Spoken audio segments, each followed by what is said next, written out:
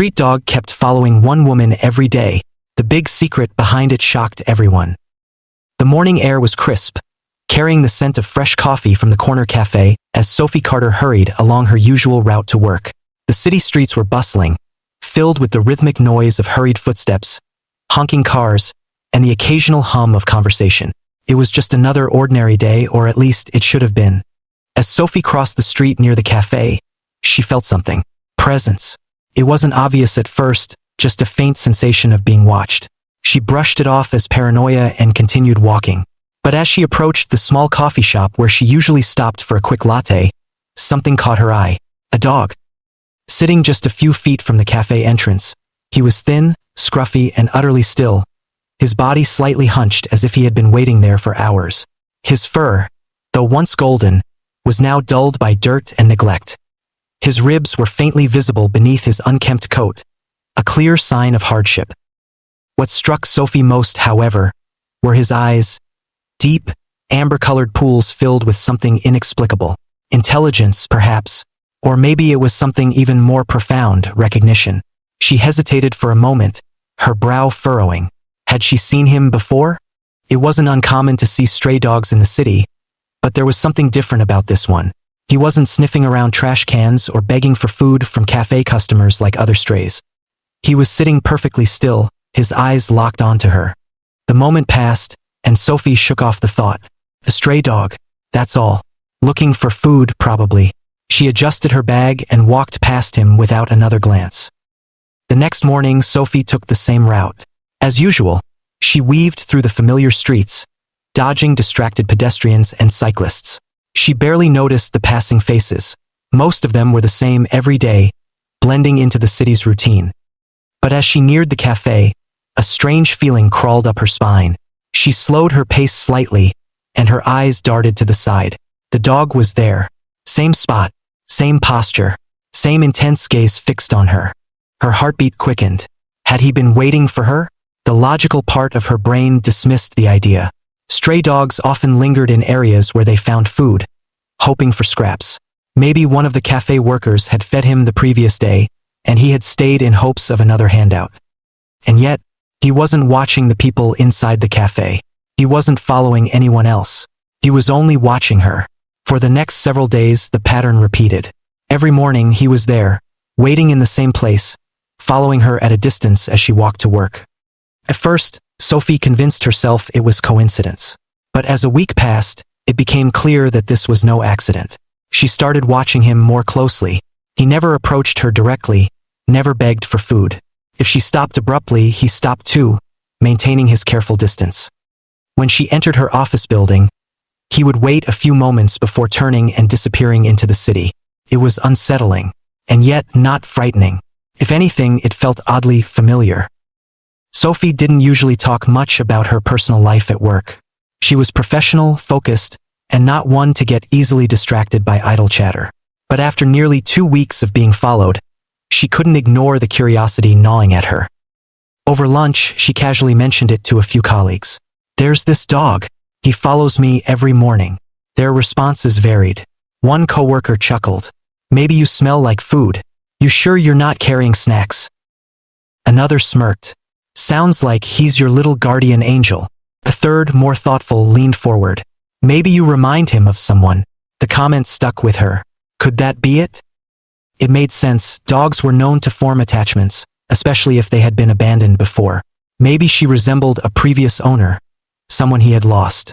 Still, the idea felt incomplete. If she reminded him of someone, why wouldn't he come closer? Why not try to seek comfort from her? Instead, he simply watched and followed, waiting. For what? Then came the rain. It had been an overcast morning, the sky a dull shade of gray, the air thick with the scent of an impending storm. By the time Sophie left her apartment, a light drizzle had already begun, darkening the pavement beneath her feet. By the time she reached the cafe, the rain had turned into a full downpour. She had expected the street dog to be gone. Surely he would have found shelter somewhere. But when she turned the corner, he was still there. His thin body trembled, his fur soaked, sticking to his ribs. His ears were flattened against his head, his eyes blinking against the raindrops that dripped from his muzzle. And yet, he was still waiting. A strange, painful squeeze tightened in Sophie's chest. She had ignored him for days, assuming he was just another stray. But this wasn't normal. No dog, especially one as weak as he looked, would willingly sit in the rain for hours unless he had a reason. And whatever that reason was, it had to do with her. Something inside her shifted. For the first time, she stopped. Slowly, she knelt on the wet pavement, ignoring the water seeping into her coat. Her voice came out soft, almost uncertain. "Hey there?" The dog stared at her, his body motionless except for a faint, hesitant wag of his tail. Sophie extended her hand, but he didn't move closer. He just watched her, as if waiting for something she couldn't quite understand. She sighed, reaching into her bag. She had packed a sandwich that morning but had lost her appetite. Without hesitation, she unwrapped it and placed it on the ground near him. Then, without looking back, she stood and walked away. The next morning, Sophie did something different. Instead of rushing past the cafe, she slowed her steps, searching. And sure enough, he was there. This time, she wasn't surprised. Something had changed. He wasn't just a stray dog to her anymore. And she wasn't just another passerby. For the first time, Sophie realized she wanted to know the truth. Who was he? And why, out of the thousands of people in this city, had he chosen to follow her? The encounter in the rain had changed something inside Sophie. Before that moment, she had thought of the dog as an odd mystery, something intriguing but not necessarily urgent. But now, after seeing him shivering in the cold and refusing to leave his spot, she felt something she hadn't expected: responsibility. The next morning, Sophie left her apartment earlier than usual. As she approached the cafe corner, she didn't have to look for him. He was already there. For the first time, she didn't hesitate. She brought food, this time, an extra portion of the scrambled eggs and toast she had made for herself. She had even packed a small bottle of water. He watched as she carefully set the plate on the ground, her movements slow and deliberate. Still, he didn't come closer. Sophie sighed and backed away, giving him space. It took nearly 2 minutes before he finally inched forward, his nose twitching as he sniffed the food. He ate slowly, carefully, as if he had learned that food was not always given freely. Watching him, Sophie felt a pang of guilt. How long had he been surviving like this? Alone? Waiting? She had seen strays before, but this was different. He wasn't just surviving, he was waiting for something, or someone. But why her? She needed answers. That evening, Sophie stayed late at work. It wasn't intentional. Her mind had been wandering all day, distracted by thoughts of the dog. Who was he? Where had he come from? Why had he chosen her out of thousands of people in this city? The questions gnawed at her, lingering in her mind as she packed up her laptop and stepped out into the cool evening air. She hadn't expected him to still be there. And yet, as soon as she turned the corner toward the cafe, she saw him. He wasn't in his usual spot. Instead, he stood in the middle of the sidewalk, staring at her with an intensity that made her pause. For the first time, he wasn't just waiting. He was ready. Before she could react, he turned and started walking away. Not running, not hiding, walking. And something about the way he moved sent a chill down her spine. He wanted her to follow. Sophie hesitated for a split second before she took her first step after him. He never looked back, but his pace was careful, slow enough that she could keep up but deliberate enough that she knew this wasn't random. She followed him through winding streets, past dimly lit storefronts, through quieter neighborhoods she had never paid much attention to before. Every few blocks, she felt the urge to stop, to turn back, to question why she was following a stray dog through the city at night. But she kept going. There was something about this moment, something undeniable. The further they walked, the more a strange sensation settled in her chest. A feeling of familiarity, like she was going somewhere she had been before. She just didn't know where. After nearly 20 minutes, they reached a small, quiet street lined with older houses. Most of them had darkened windows, the neighborhood eerily silent compared to the city's usual background noise. And then the dog stopped. Sophie followed his gaze. There, at the end of the street, was an old house with a flickering porch light. Something about it sent a shiver down her spine. The dog turned to her for the first time. Then, he walked up the short, crumbling pathway and sat at the doorstep, waiting. Sophie's heart pounded as she slowly approached the house. Before she could knock, the door creaked open. A frail, elderly woman stood before her, wrapped in a thick shawl, her face lined with age. Her eyes, however, were bright with recognition, as if she had been expecting Sophie. "You finally followed him," the woman said softly. Sophie's breath caught in her throat. She had never seen this woman before in her life, and yet something about her felt strangely familiar. The woman introduced herself as Margaret. She invited Sophie inside, her voice kind but slightly weak, as if speaking took effort. The house was small but warm, filled with the faint scent of chamomile tea and old wood.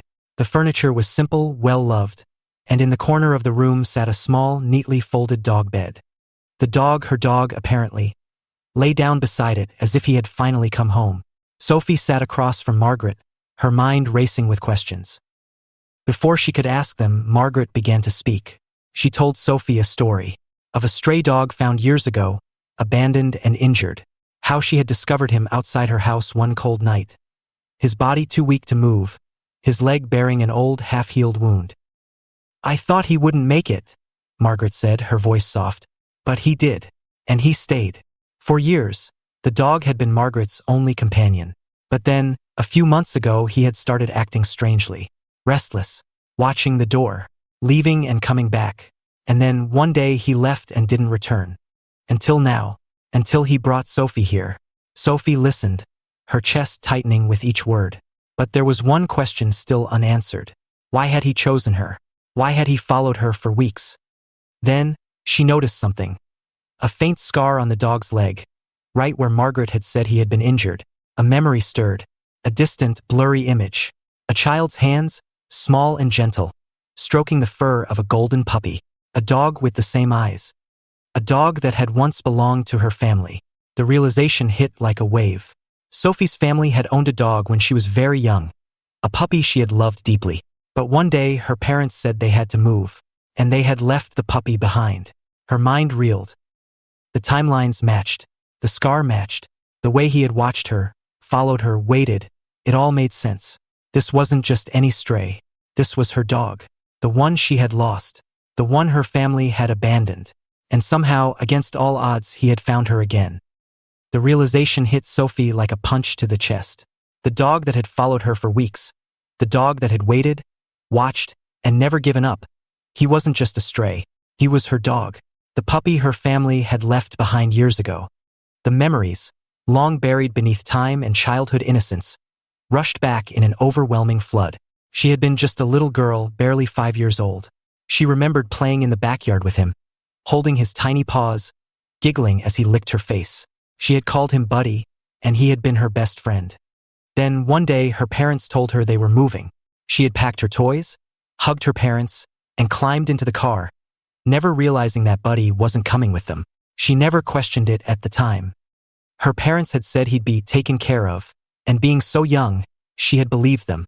But now, as she sat in Margaret's warm but fragile home, staring at the dog she had once loved and lost, a crushing wave of guilt settled in her chest.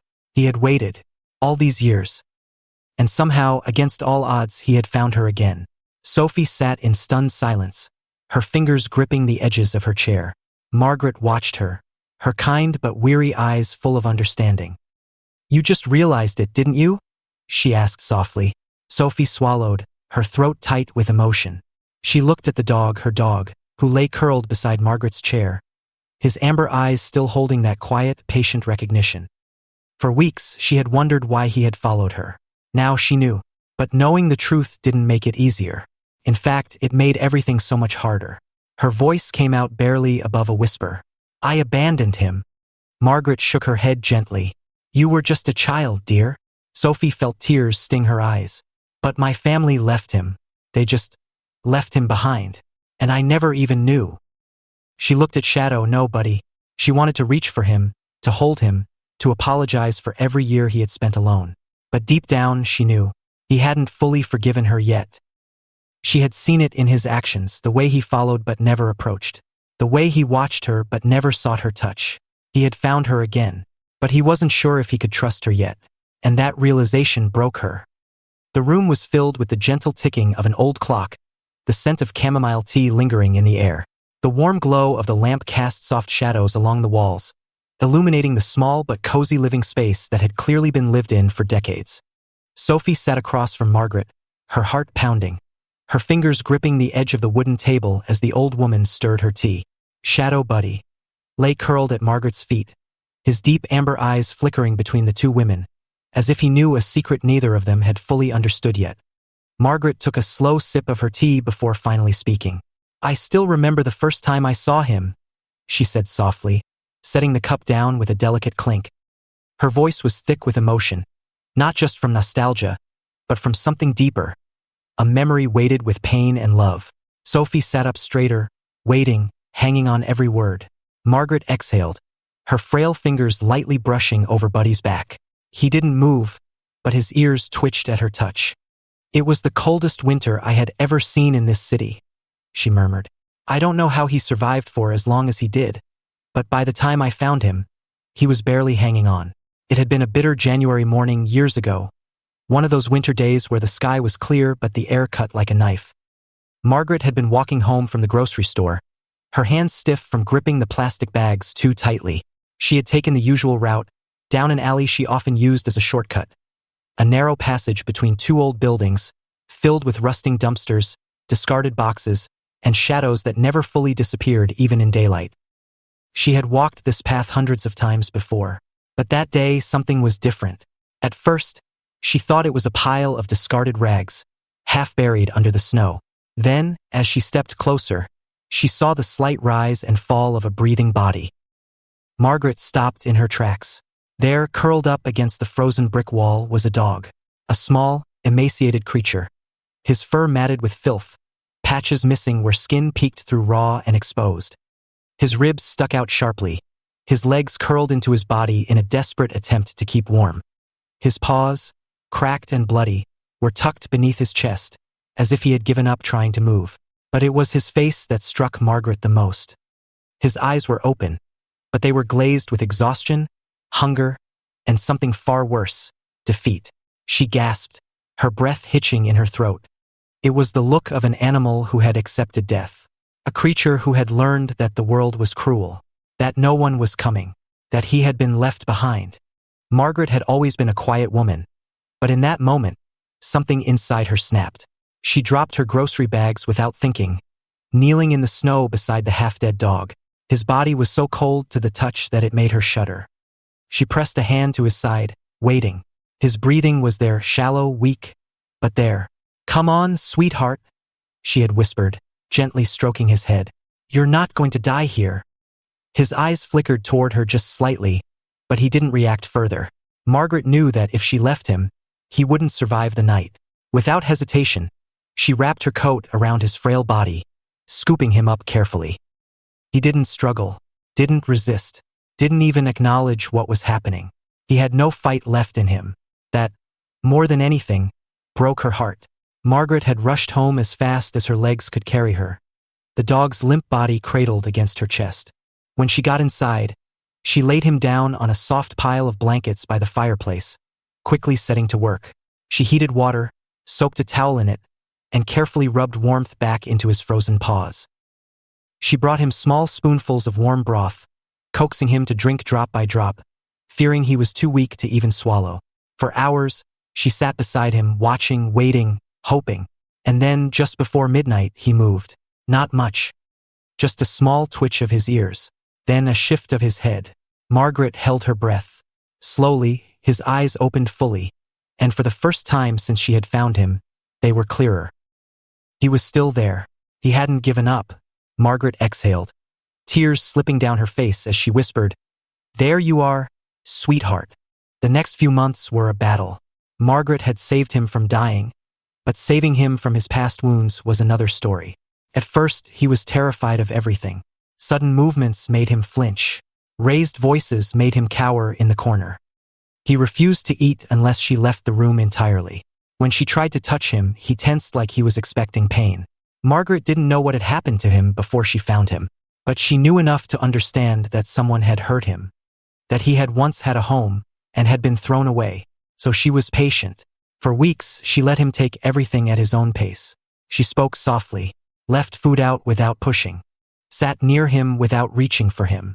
And one day, finally, he took a step toward her, then another, until, at last, he laid his head on her lap. Margaret had cried that night, because she knew He had finally allowed himself to trust again. And from that moment on, he was hers. She named him Shadow because for years he followed her everywhere. Always close, always watching, until one day he started waiting at the door, waiting for someone Margaret didn't know yet. Margaret wiped a stray tear from her cheek as she finished her story. Sophie sat frozen, her heart aching, her hands clenched into fists in her lap. She stared at Buddy Shadow, her dog, the dog who had once belonged to her, who had been left behind, who had survived things she couldn't even begin to imagine, and who, despite everything, had still found her again. Sophie's breath shook as she exhaled. "I left him," she whispered. Margaret reached over and gently touched Sophie's hand. "You were a child," she said softly. "You didn't know." Sophie's eyes burned. "But he knew." Margaret nodded. "Yes, and yet, he still chose to follow you."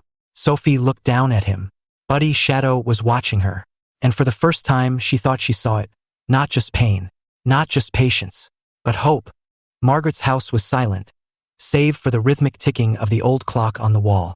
The warmth of the fireplace flickered against the room's soft shadows, but for the first time, Sophie felt cold.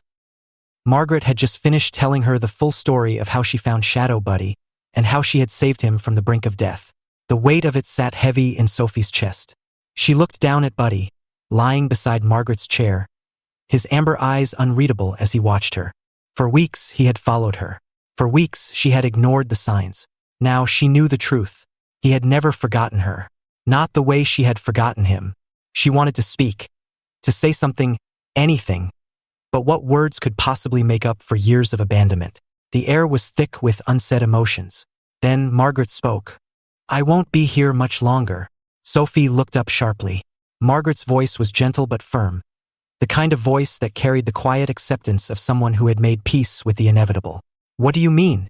Sophie asked, even though she already knew the answer. Margaret smiled softly. "I'm old, dear, and I've been sick for a while now." She exhaled, her frail hands resting on her lap. "I knew my time was coming when Shadow started waiting by the door. He knew before I did."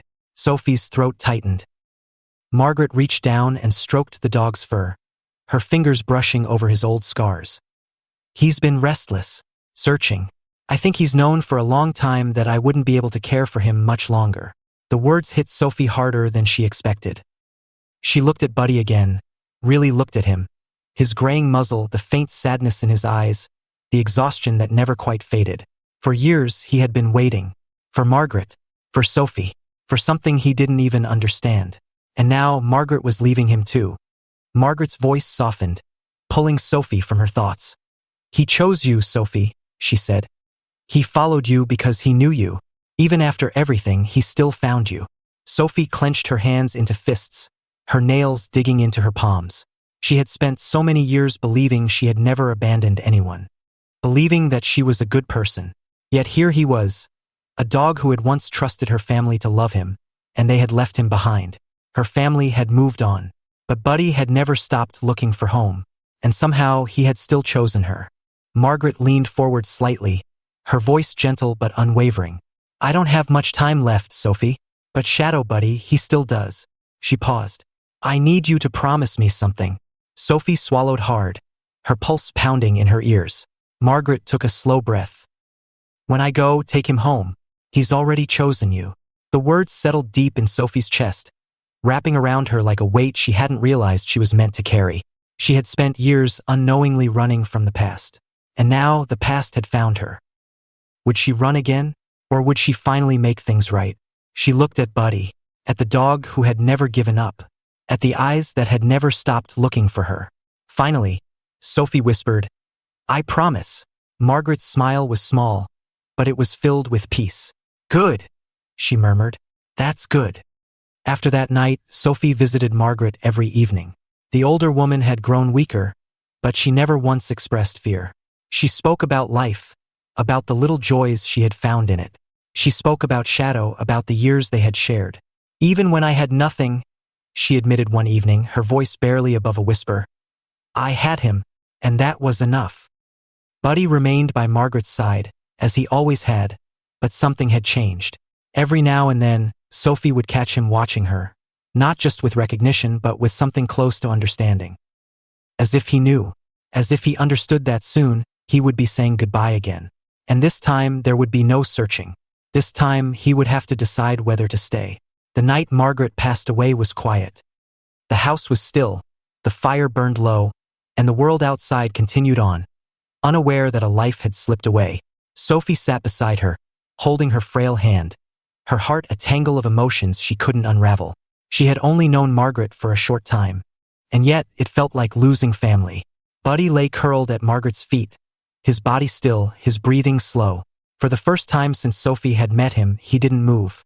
Not when the nurses arrived. Not when they whispered soft condolences. Not when the lights were turned down and the house fell into silence. He didn't move at all. In the days that followed, Buddy refused to eat. He barely moved from Margaret's old chair, his body curled in the spot where she had last sat. Sophie had seen grief before, but this was something different. Buddy had already lost one home before, and now he had lost another. She tried everything, bringing his favorite foods, sitting beside him for hours, talking to him in soft, soothing tones. But he remained distant, withdrawn, as if he wasn't sure whether he wanted to keep going. As if this time he wasn't sure if there was anything left to wait for, and that thought terrified her. One night, as Sophie sat on the floor beside him, she whispered something she had never said before, something that had been burning inside her since the moment she realized who he was. "I'm sorry." Her voice was hoarse, barely audible in the quiet house. Buddy didn't react at first, but then, after a long, silent moment, he turned his head toward her. She took a shaky breath. "I didn't know," she whispered. "I didn't remember, but you did. And I left you behind." Her fingers trembled as she reached out, resting a hand on the floor near him, not touching, just close enough to let him decide. "I won't leave you again." A pause. Then slowly Buddy shifted, and for the first time in weeks he moved closer. He rested his head, heavy with exhaustion, against her knee. Sophie closed her eyes, tears slipping down her face. She had broken his trust once, but maybe, just maybe, she could earn it back. The next morning, Sophie did something she had never imagined she would. She brought Buddy home. At first, he was cautious, his body tense, his eyes constantly scanning the unfamiliar surroundings. But slowly, he began to adjust. Sophie gave him his own space, his own soft bed by the window. She took him on slow walks, letting him take in the world at his own pace. She spoke to him softly, constantly, never forcing anything. And then, one evening, something incredible happened. As she sat on the couch, watching the sunset outside her window, Buddy climbed up beside her. Not just near her, beside her. He curled into a ball, his body pressing against her side, his head resting on her lap. Sophie stared down at him, her chest tightening. And then, as she brushed her fingers through his fur, she realized he had finally chosen to stay.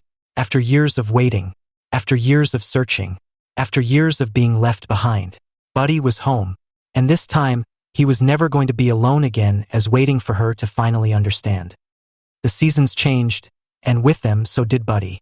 At first, the transformation was slow.